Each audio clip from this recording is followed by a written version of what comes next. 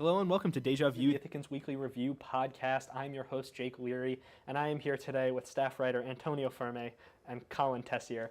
I think I've pronounced your name differently on every single show I've been on. You've been on a lot of shows, so that's a really impressive feat. We're here today talking about Venom, which is the Sony spin-off of the Spider-Man universe, $, $, exclamation point, I don't know. It's very confusing and hard to explain, but I'm going to have Antonio do that for us anyway.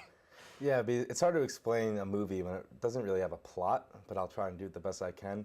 Eddie Brock is an investigative reporter looking at Carlton Drake, who owns the Life Foundation, and they got their hands on symbiote aliens that came from outer space. And when he goes to investigate, the symbiote gets bonded with his body, and he becomes Venom. And from there, we have one of the worst comic book movies I've probably ever seen in my entire life. And I've seen some pretty bad ones, so that's an impressive stat to have. Yeah, it's a pretty heinous display of movies, especially for a character that a lot of people really like and has like a long popular history. Yes. Venom's been around since Secret Wars, or the symbiotes have been around since Secret Wars, which was like a big comic crossover set on an alien planet, which is actually very funny when you think about it, because Spider-Man gets a new suit, and he gets it because he looks at like the suit on an alien planet and says, hey, this seems cool, and puts it on. And of course it's bad news. And that eventually down the line becomes Venom, who's this big hulking monster thing with big teeth and a long gross tongue. And that's what this movie is. It's focusing on the big man with the gross tongue. Yeah, just no Spider-Man. Exactly. And you realize that the reason Spider-Man is good is because of Spider-Man and not because of anything else. Because this movie is just Venom. Tom Hardy playing Venom. Tom Hardy doing a ridiculous accent, which is unplaceable and incomprehensible and completely ridiculous. And I think I want to start with him, because him as a character, I think is very funny, and I know you disagree with me on this. He's the one redeeming thing to you in this movie. Yeah, I thought that Tom Hardy and Venom and their relationship was actually pretty good and pretty comic accurate, actually. But anything outside of that just didn't work. But specifically focusing on that, I think, ridiculous accent. Lots of the dialogue was cheesy, but that was due to the poor script. But I think he tried, and he put effort into it, and it showed off. And, Venom was a cool character, too, and I thought it worked. But I see what you're saying. I'm not going to totally disagree with you. It's the only thing that remotely works in this movie. Like there's nothing else to really grab onto. Not one other thing. No, like Tom Hardy, you can tell that he's really invested in the role. Like I was talking to Jake about it earlier, and would you, if you're the actor, dive into a lobster tank and eat a raw lobster? No. Which is something that happens in this movie. But here's the thing, guys. I assume everyone tries, and that's not necessarily right, but like, I make that assumption. I don't care that he tried, it didn't work. Like, I still sat there in this movie theater and looked at him do this mutated Boston accent. I can't figure it out. And he does the voice of Venom too, where he sounds like a 5-year-old with a Darth Vader voice changer. Like, none of that works. None of that works seriously. And the tone is so all over the place between, especially with Tom Hardy and with Eddie Brock as a character, because you're supposed to take him seriously, and you're supposed to think the symbiote is funny, but also think it's very cool and very gritty and very dark. And those things clash so hard. They try to make it like a buddy cop movie at some points, and it's also supposed to be a horror movie, and they really don't deliver on either, which makes the juxtaposition of the two very jarring, because you don't know which way the movie's leaning, and this creates a very odd viewing experience overall. And on its most surface level, this is the most basic superhero movie. It is underdog, hits his lowest point, gets powers, finds out he's a good man, and stops the scientist who has no sense of morality. And while I'm on that stop on this crazy train of hatred, the villain in this movie, Carlton Drake, combines my least favorite tropes in a superhero movie, which is the amoral scientist, three: the amoral billionaire, and the villain who's just the hero. Because he eventually gets his own symbiote and finds him in the movie, which is just Venom, but bigger, which is not a good concept for a monster, and that's something I've said a lot and will continue to say until somebody understands it. So the movie ends with this big blowout battle between them, between the symbiote Venom and the symbiote Riot. The names of two cosmic creatures from another planet are Venom and Riot. Like monster trucks. Yes, that's what I said the other day, Colin. Thank you for reminding me of that. Because they sound like monster trucks. Like, this movie has the aesthetic of a monster truck rally, and I've never been to a monster truck rally, but I know this is what it would be like. It's just unpleasant. You know, that's all I can say. It could have come out in 2003 and still passed as a mediocre super movie. Like it's that elementary. Like it's like it ignored everything that the comic book genre has evolved into and just created this. It's like they didn't listen to anything, and really they didn't, because we were talking about this earlier. Like if you didn't know who the character Venom was, you probably wouldn't be able to tell that this was a superhero movie. Besides a lazy third act that resolves to nothing, pretty much. So yeah, very elementary. Doesn't mean anything. Like the plot was just not there. Things would happen and they wouldn't be explained later on. Like one minute he was with his girlfriend happily, then he gets fired. She's outside the building when he walks out of the building and like hands him the ring and she's like, I'm done, and she walks away. I'm like, wait, what just happened? This doesn't make any sense. And things in the movie just didn't make sense. And as much as you could have enjoyed Tom Hardy and Venom's character, I know you didn't, but many people did. And on Twitter and social media, people are saying, I enjoyed the movie because of that character, but that doesn't make it a good movie. Just because everything around it didn't work and the character work doesn't mean, oh, it's a good movie. I don't agree with that. They unlocked a rocket with a 6-digit passcode. So apparently you can launch a rocket more easily than unlocking my phone with Face ID. So you're really hung up on that, man. I am really hung up on it. There are just so many things, like the motorcycle chase where like he was like, where Venom was like helping him like jump over fences and like go around sleek corners, and these like SUVs were keeping up with him the entire time. It's like they just wouldn't be there anymore and this fight wouldn't happen. There's so many little things like that just don't line up or resolve to anything, and it deteriorates from the film. So the one thing I will say, and that I wish there was more of it in the movie, is that Tom Hardy at points narrates what the viewer's thinking. Like during the motorcycle chase, he breaks his legs and he escapes from all of it. And he looks down at his legs and he's like, my legs are broken, and now they're not. And it's the most ridiculous thing. And that was one of the many moments in the movie where I laughed very hard, even though I really don't think it was intentional. And I wish that the movie featured more of that dynamic where like it was kind of self-aware and making fun of itself, because I could get behind that. Yeah. But the movie, and then the movie tries to take itself seriously. That's where the tone falls apart. Exactly. They tried to do that, and then it didn't, and that doesn't work. Like, it doesn't work like that. Like the character, like Venom was like all for like destroying the planet, and then he wasn't, and then he was, and it didn't make any sense. It just like this movie doesn't make any sense. No, it doesn't. Yeah. There's a moment in this movie where Venom gets back with Eddie Brock after leaving him for a little bit. Which sounds like a rom-com premise. It is. And he says, all right, we're going to go and fight Riot. We're going to go and take this guy down because he's going to go and bring an invasive force of like these other symbiotes to our planet. And Eddie Brock goes, why? And he goes, because of you, Eddie.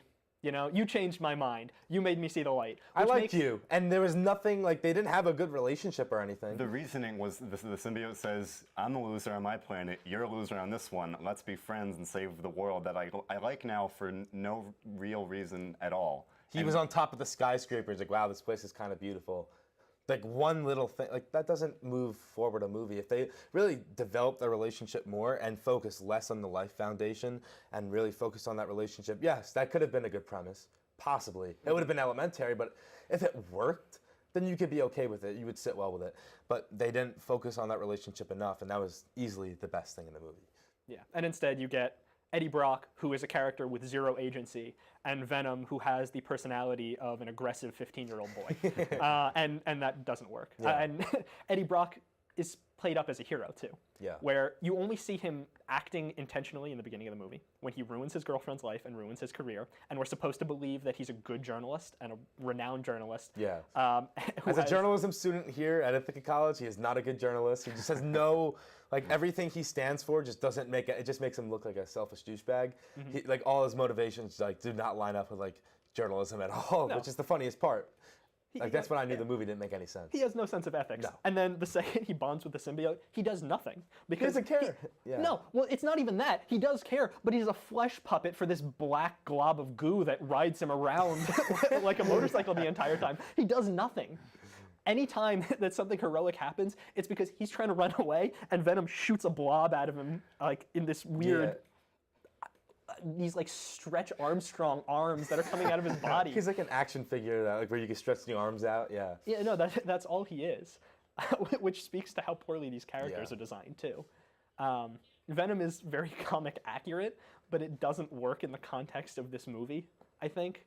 I don't know how either of you I thought it looked good for what it was. I mean, comparing it to everything else, I thought it looked pretty good. I think there are parts that look good. There's the scene. There's a really cool action scene where Venom is in like the lobby of this area, and there's all this smoke around him. That was probably one of the best scenes in the movie. Yeah, and you only see him in shadow, and there he works because he's big and hulking, and you get like a sense of the monstrousness of him, but you don't see the entire thing, which is like the Jaws principle that goes back to forever, where the less you see of the monster, the more compelling it is. But then you get to this final action sequence where it's one big blob of black goo fighting a big blob of slightly lighter goo. And they look silly, and there are all these bad CGI shots of... There's a reason you don't see it. It's because this movie was supposed to be rated R, clearly. The whole entire time you're watching this movie, you're like, they cut things out of this movie, and you could just tell because the editing is just horrendous. And Tom Hardy even said in an interview, he was like, the best scenes of this movie were cut out. 40 or 50 minutes of it. So just think about how much more, like that action sequence was probably a lot fuller and had more violence in it, like biting off heads and ripping apart. Like he was dropping bodies, but you didn't feel that effect because you didn't really know what was going on. It was just senseless action. And I'm sure that like full action sequence was supposed to be better, but once Sony got involved and they were like, this movie needs to be PG-13 because Venom is appealing to kids and teenagers, that's why they made the movie in the first place. They're like, okay, we need to cut this out, and now we have an incomplete action sequence that doesn't do anything. It's bizarre that they cut out so much of the like more violent and like more of the R-rated stuff, because you would think they would do that so that the movie could connect to the Marvel Cinematic Universe someday. But in this movie, there is no acknowledgement of Spider-Man. There's even to Marvel in general. So it's just very curious that they did that, because as you said, like it really takes a lot of the substance out of the action scenes. And I didn't get the impression that it was marketed to kids and teenagers. I mean, maybe to like teenagers I could get. Well, that was the report with the Sony like email hacks. It went back, and they were planning on doing a Venom movie years ago because Venom is really popular with kids and teenagers, and that's why they made this movie. And like, you kind of get the sense of why because that's why they gave him the humor, because they wanted him to be kind of funny, and it didn't work. It should have been R-rated, just like Deadpool, just like Logan. People have proved that they're going to spend their money on these R-rated movies. But I guess they didn't have faith in that concept, and here we are. Even if you made this movie an R-rated movie, like you told this story as an R-rated story, seeing Venom bite somebody's head off isn't going to redeem the fact that I can't stand to listen to any of these characters talk to each other. That I can't watch this villain for more than 30 seconds without thinking, this is the most ridiculous man who's able to convince people to do anything he wants by quoting Bible verses. Like, that's what we're working with here. How many times did he do that? Like 3 times? Like, it was ridiculous. He just kept, his character stayed the same from the beginning where he's like, I am evil, haha, to the end where he's like, I am evil, haha. Like, nothing changed. He was the same character. All the other characters, no development. So, that, again, why those characters meant nothing. Like, they were just there. None of the other characters had any substance. Michelle Williams was a poor love interest in the original Fantastic Four movie with The Thing. And now, that's a callback. And she was a horrible love interest in this. So nothing really changed from that. And then besides those 3 characters, her boyfriend maybe was kind of a character, right? And then besides that, there were really Jenny Slate. Like, what was that? Like Jenny Slate, who's I would say is the best actor or actress in this movie.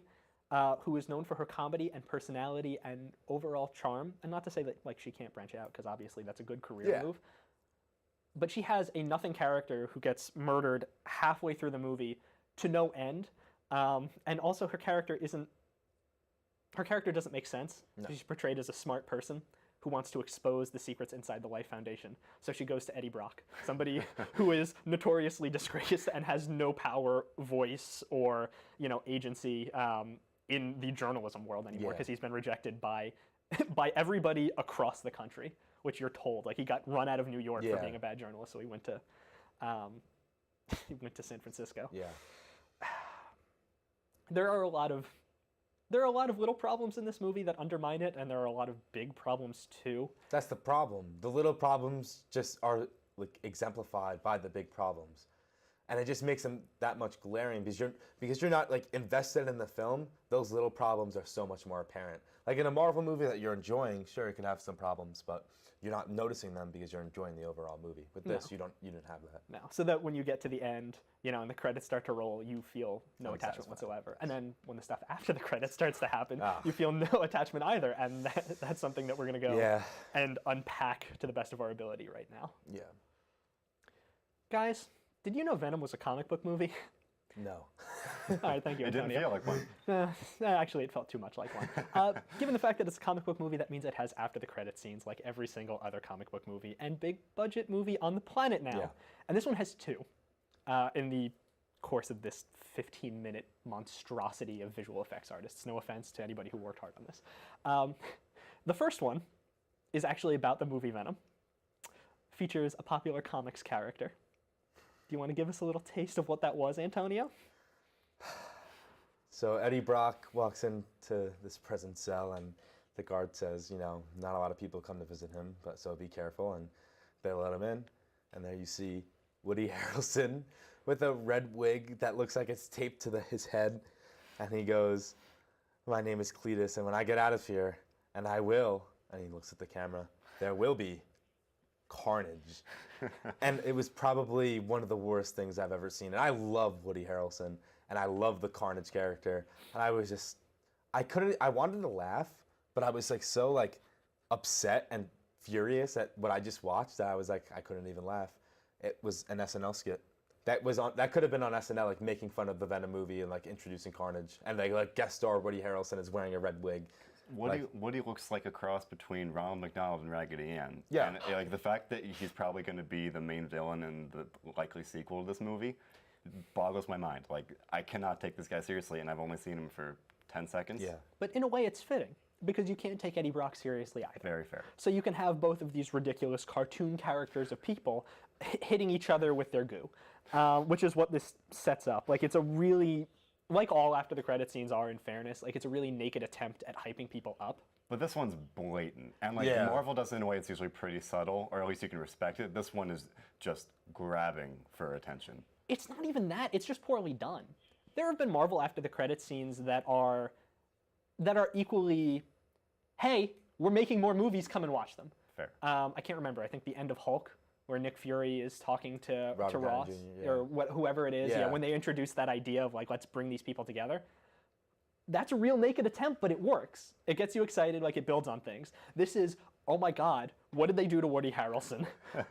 And why should we take this character seriously? And they give you no reason, even if you know the character. Right. Like, it doesn't redeem the movie, it doesn't get you excited for this. It just makes you less excited for the sequel. Which could work because the character kind of worked, but then you introduce what we're about to see, and now I'm not excited for it. So, no, there's just nothing there. There was so little in the movie, and there's so little with this this segment. And it was bad. It was really bad. Like, it was laughable. It was ridiculous. It feels like something out of a cartoon, but in the most pejorative, not good sense possible, which is really funny because the other after the credits scene is a cartoon. Yeah. So the credits finish rolling. You have this live action movie, and then a title card pops up that says "Somewhere in Another Universe," which is another way of saying somewhere in another story that doesn't matter or is not connected to this more or less at all. Yeah. And then they show a scene from Into the Spider-Verse, which is the upcoming Spider-Man movie that's animated, starring Miles Morales. And the trailer looks really good before the movie, right? It does. And this scene itself, too, which shows Miles meeting the alternate universe Peter Parker, is workable. Like, it's a good scene. It's perfectly fine. Feels a little abridged because it's tacked on. But it's also way too long. It's way too long. And also, what are you doing? Sorry, Colin. This is an even more naked and like actually gross way of saying, come and watch this other movie. Go and see this other thing. We spent money on this, now you should spend money on it too. It's not connected. It has no ties whatsoever. And it doesn't work to get you excited because it's just a random scene from this movie. Yeah. Like at first I thought like that Dark Shadow, like I thought they were gonna like surprise us and show that Venom was like maybe a villain in the movie and like maybe that could have possibly like related. But no, it wasn't. It had nothing to do with Venom. It had nothing to do with any characters that were in that movie. It was just a tacked-on scene for another movie that's not connected to anything else. And as you know, it got ridiculous at one point. I would have been a little more okay with including that long scene if Venom had included any inkling of a connection to Spider-Man or Marvel, but it didn't. Yeah. So then the fact that this scene is just so jarring and such a desperate ploy just to get some more excitement and attention for something that doesn't even come out for 2 months just feels even more ridiculous. Yeah, and the audience for Spider-Man Into the Spider-Verse is me. I'm the person who sat there and watched the trailer where Gwen Stacy shows up and cried. Like, I'm here for this movie, and I still think this is kind of gross and pointless and an attempt to look at somebody like me who they knew would hate this movie and say, but here's this thing you like. Yeah. Now forget about all the bad stuff. That's pretty much what it was. Like, here is something to cleanse your palate before Avengers 4. Mm-hmm. Yeah, and it doesn't work, you know? Yeah. And you can look at an example of this happening in the MCU too. Another MCU analog that did this better, where the end of Ant-Man is just a scene from Civil War. Yeah. But it works, because it's relevant, it ties into the movie, like it has a connection, and it gets you excited for something going forward. And you didn't see a 15-year-old Miles Morales dragging around an unconscious Peter Parker around the city. There was for a solid 5 minutes in that scene, I thought Peter Parker was dead. I'm like, did Miles just kill Spider-Man? And I thought that would have been a very weird choice to just include for this movie especially, but it was a very odd choice for a scene overall. Like, I don't know why they chose that scene. I don't know why it ran so long. It felt like one of those animated shorts they usually get before a Disney movie. And again, it was a very odd place for it, especially we've all sat there through the end for all those credits that Jake mentioned, and we were expecting something else, you know, another Venom scene or something setting up Morbius or any number of other Sony projects, and instead we get this long animated scene that's not connected at all, and it just was very, very odd. And I disagree with you on a little bit of that. Like, he's not dead. It's like the concept of the movie. I'm sorry, Colin. I'm condescending you, and I apologize. We'll talk about it when we get home. They chose it because it's Miles Morales, who a lot of people may not know, like wider audiences may not know, meeting Peter Parker, who a lot of people will know. So it's those two worlds colliding in the most literal sense. And I think it is so long because they just want to show this complete scene, and they want to show like these two characters acknowledging each other and meeting each other, which I understand, and I respect it. You know, I want this movie to happen. I want to enjoy this movie, but I want to see this movie when it comes out, and I don't need this additional scene thrown at me now. Yeah. And of course, I could have not watched it. I'm the idiot who said, we got to stay here and watch this, of course. You know, and I mean this with all due respect. You two are those idiots too. We're all idiots together because they're now tacking trailers onto the end of movies, and we're going to sit there and watch it because we're comic book fans, and that's what we do. Even if it is a tease at something bigger. And that's what this is. This is Sony's bigger world, which is really exciting, but Venom doesn't feel like it exists in a wider world, and that's what I think we're going to move into right now. All right. We're checking off all the comic book movie boxes, and now we're going to talk about extended universes, because this movie is technically the start of one? Or it was supposed to be. Well, there's definitely going to be another movie in the Sony world with Into the Spider-Verse, which we talked a little bit about, and that's coming out at the end of this year. And they have plans for future movies, but this movie is very strange in that it doesn't fit anywhere. It doesn't fit into anything we've seen before. It doesn't feel like it exists in a world that has had superheroes before, which is very odd. I don't know if you guys noticed anything that I didn't. You're both more comic book like. Well, in the beginning of the movie with the astronaut. Like I said, there is I didn't find any real links to Marvel, to comic books, superheroes. There's one character at the beginning that had like a very small link to the comic books in general, Spider-Man specifically, but otherwise, there's really nothing you can grab onto, and I think that's really problematic when you're trying to build a universe in a comic book world about comic book characters, and I don't know how they're going to really change that, because they planted the seeds for Venom sequel, but there's nothing in that movie where I could say, oh yeah, I could see that going off into a spin-off movie, you know? So the next movie's going to feel like an entirely different thing.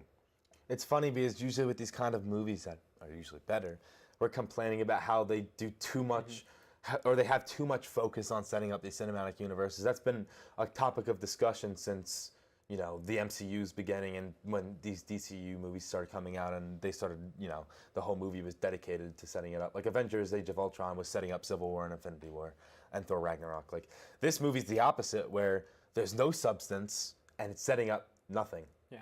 And So, it's a movie that has very little substance, like you said, and is also bereft of all those like little fun comic book things. Yeah. You know, at the very least. So it's not even fun. Exactly. Yeah. References don't make a movie. You can read a lot of reviews where I say, hey, this movie references a bunch of things instead of having a plot, and that's not good. And that would have been bad here too, but Unless it would have been fun. it would have been something. Yeah. Anything. Exactly. Because now you have Venom in the context of Venom and nothing else, which... It's boring. He is, yeah. Because, hot take maybe, Spider-Man's villains aren't what makes Spider-Man great. The setting for Spider-Man and his villains are not the strong point. He's kind of like a reverse Batman in that sense, where Batman would be nothing without his villains and without Gotham City, and Spider-Man would be nothing without Spider-Man. And now here is a Spider-Man movie without Spider-Man, and you're left with this very weak, very empty character, and we're still expected to care. It's almost not Venom's fault because months before the movie, all the reports came out that Sony was developing Morbius and these other things. So then we all expected the movie to build some kind of foundation, and it really doesn't. No. So without those reports, if you look at Venom as a standalone movie, I would probably evaluate it a little differently. But expecting it to do something that it really failed to do is yet another reason I look at this movie and I don't enjoy it. Because if you're going to almost announce that you're going to set up several movies building off of this one, then I think it's fair to expect a movie to do that, to give you something to kind of go off of. And I didn't find anything like that in this movie. Now, something positive to take from all this. I want to say something positive before we end this. Otherwise, you know, Thank you. We're too negative. I'll add something positive. I thought that, I guess, since the best part of this movie was Venom and the Eddie Brock character and their relationship, I think that like might give room to him being added into another Marvel movie with Spider-Man. If you put Eddie Brock or Tom Hardy's Venom into a Spider-Man movie, it could work because we liked his character, so it's proved to kind of work in a bad movie. So maybe if you gave him a good script, maybe it could work. Or a sequel, because think about it, at the end of this movie, what's set up? Nothing. So they could pretty much go from scratch with the sequel. All right, the post-credit scene. But like besides that, like nothing's set up, so they could do whatever they want from here, which is better than them setting up a bunch of stuff that we don't care about and then them having to be forced to do it. At least they could give the direction to someone else and they have the chance to do whatever they want. Yeah. So that's one positive thing you could look at. Well, it is, but like this movie is still in a bad spot because as comic book viewers and as movie viewers, we expect worlds because everything has a world now. Every comic book movie has a world, you know, monster movies have a world, The Conjuring has a world, like everything is about these cinematic universes, and that is something that we went into this movie kind of expecting. So the fact that it fails on that front is difficult to deal with. The fact that it fails as a movie is difficult to deal with. So it loses on every single imaginable front. Because it doesn't need to connect to anything, that's not what we're trying to say. It doesn't, if it connected to something, at least we get something out of it. It failed on every single front that it possibly could be, you know? Yeah, it's very hard to look at this movie and say there's a future and a plan here. And I guess this is going to be the final thought for this. Spider-Verse doesn't fill me with confidence in that sense. I'm excited for that movie because it's a chance to see these characters I love interact with each other. Mm-hmm. But as far as a future goes, it feels like, oh, every one of these movies is just going to be in another universe. In another universe. It's not going to feel like a world, and it's going to feel like a bunch of separate stories, and that's okay. You can do that. You can make the movies good. Standalone, exactly. Yeah. I guess this is kind of like a weird amorphous topic, especially in this case, but what it really comes down to is that you should do one or the other. I think Godzilla is a good example, and I guess this will be my real final thought. That is a fine movie, but it sets up an interesting world, which gives you hope for something going forward, and that's enough. Yeah. And this movie doesn't have a future, but we'll get there one day, maybe. We'll see what happens. There's going to be a sequel. It's how it goes. Unfortunately. Well, on that downer note, guys, we're going to end the show. This has been Deja View. Thank you for being with me. Always a pleasure. Plug something for yourselves. Give a little outro. I'm Antonio Ferme. You can check out my Venom review, amongst others, on the Ithacan.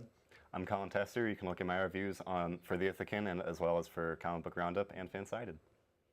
Yeah, and I'm Jake Leary. I'm your host. You can also read my reviews on the Ithacan. I might be doing one for the Spider-Man game, which I somehow didn't talk about this entire time. Thank you very much for watching our show. Greatly appreciate it. Come and, like, I don't know, talk to us about it. I like to hear things. It's very nice. It feels warm and fuzzy inside. Doesn't it, guys? See, we can be happy. Isn't this good? Yeah. Wow. That energy was exhausting.